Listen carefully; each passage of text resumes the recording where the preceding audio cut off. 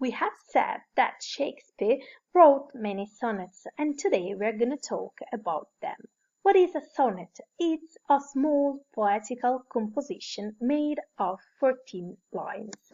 It was originated probably in Italy by Jacopo da Lentini in the 13th century. But the most popular author that used this kind of composition was Petrarch in his Canzoniere, that became a kind of model of poetry all over Europe and in Britain, of course, as well. Then, as for Britain, here we have two different kind of sonnets. We have the Petrarchan sonnet and the Shakespearean sonnet. Of course, Shakespeare will use the Shakespearean one. Both of them have 14 lines, but it's different the way in which the lines are divided. So let's see the Petrarchan sonnet. We have 14 lines, but they are divided in two stanzas, so 1 and 2 stanzas. The first stanza has 8 lines, so it's an octave. The second stanza has 6 lines, so it's a sestet.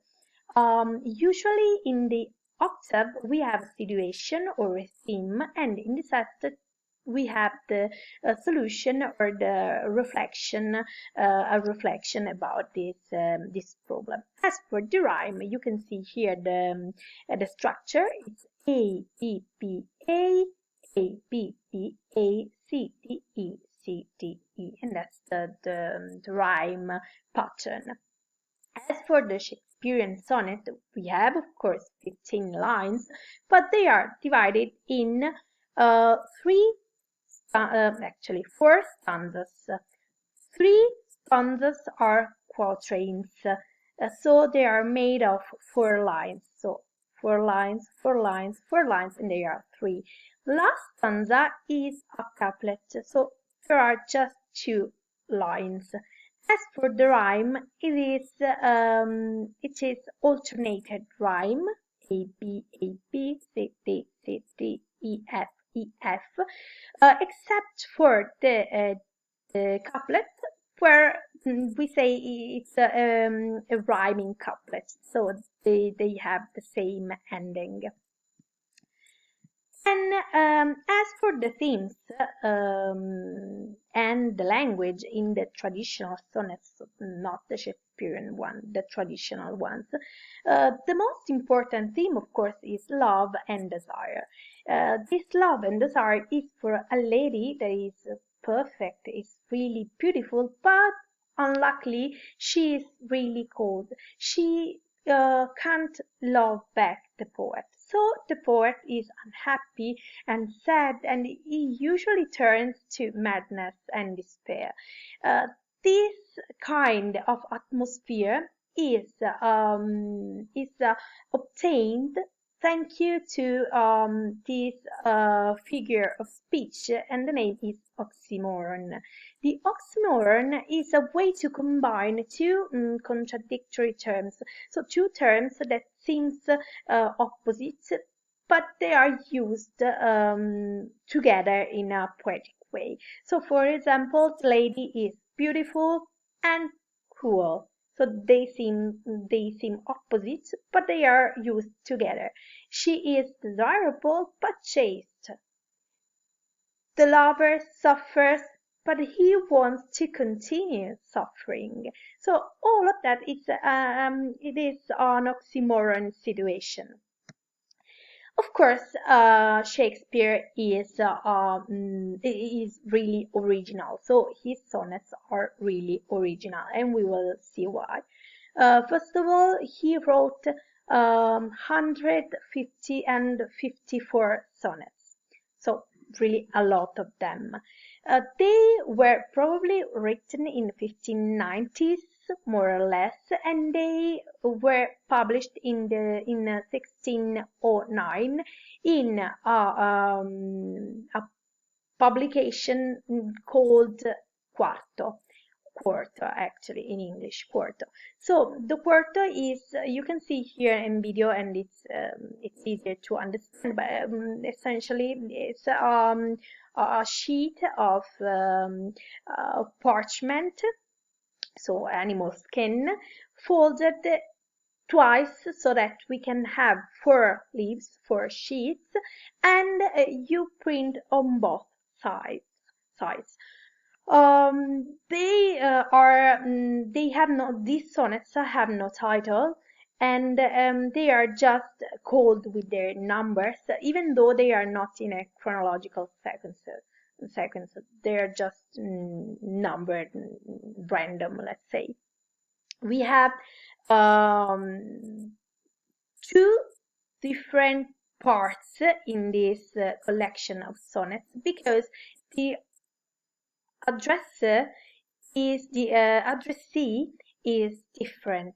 So the first part of the sonnet is addressed to a fair youth, and we know he is the Earl of Southampton. Last part is addressed to a dark lady or a black woman. Even the theme are different. In the first sonnet, so from 1 to 18, from the 1st to 18th, we have the theme of increase. So Shakespeare says to the young man, to the Earl, to marry and preserve his beauty and virtue through his children. In the second part of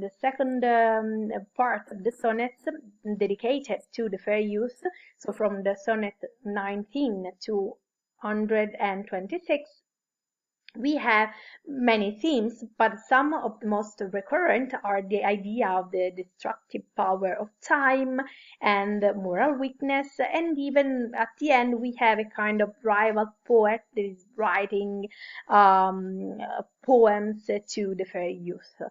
So he is in competition with Shakespeare.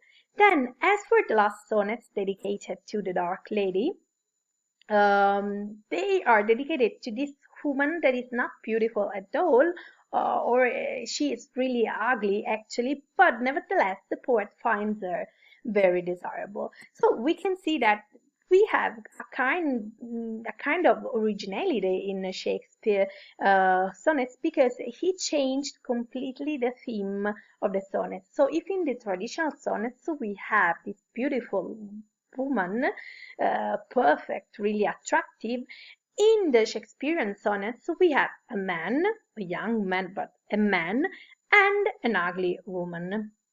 Then even usually the traditional theme of the sonnets is love, while in Shakespeare we have other themes like the idea of the time passing, the death, beauty, art, and even the description are deeper than in other sonnets.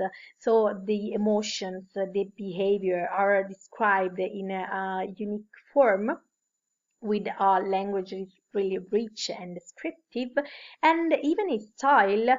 There are some inferences from the dramatic way from the plays, by the way, from the plays. So we have a kind of dialogue, and even an abrupt beginning, and even this dialogue made thanks to the use of the pronouns do or thee, that mean you. So we have this influence of the plays style, let's say. One of the most famous sonnet is the 18th. So you can listen to it in this video, but here we will see the translation. Devo paragonarti a un giorno d'estate, tu sei molto più incantevole e mite. I venti impetuosi scuotono le tenere gemme di maggio, e la durata dell'estate è troppo corta.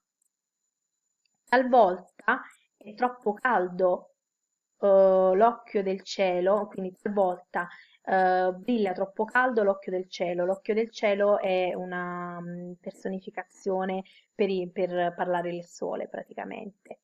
E spesso è offuscato il suo volto dorato e ogni bellezza, dalla bellezza a un certo punto declina per caso o per il naturale corso del tempo è resa spoglia, quindi si essicca, è essiccata. Ma la tua eterna estate non svanirà e nemmeno perderai il possesso della tua bellezza. Nemmeno la morte si vanterà che tu vaghi nella sua ombra, perché tu crescerai nelle eterne linee del tempo, negli eterni versi del tempo, finché gli uomini potranno respirare e gli occhi potranno guardare, così a lungo vivrà questa mia poesia e questa darà vita a te. This is the translation, more or less. So we can see the rhyme is alternated and we have the rhyming couple at the end. So we have the theme of increase, not exactly in this sonnet, but that's the end of a series of sonnets that talk about the theme of increase. So in some way we can have some influences about this theme. As for the analysis, in the first part, the fair youth is compared to a summer day. But actually, the poet says that he is even more beautiful than a summer day. Then, in the second quatrain, we have the idea that, by the way, this beauty is going to fade because the time will destroy it. In the third quatrain, we have the theme that the beauty of the patron, of the fair youth, will never fade. So he will be young and beautiful forever. Why? We don't know, but we will know it at the end, in the conclusion, in the final couplet, because this poem will give to the earl the eternity. So, as for the theme, we have, of course, the theme of the destructive power of time and the transience of the beauty. So the beauty is not permanent.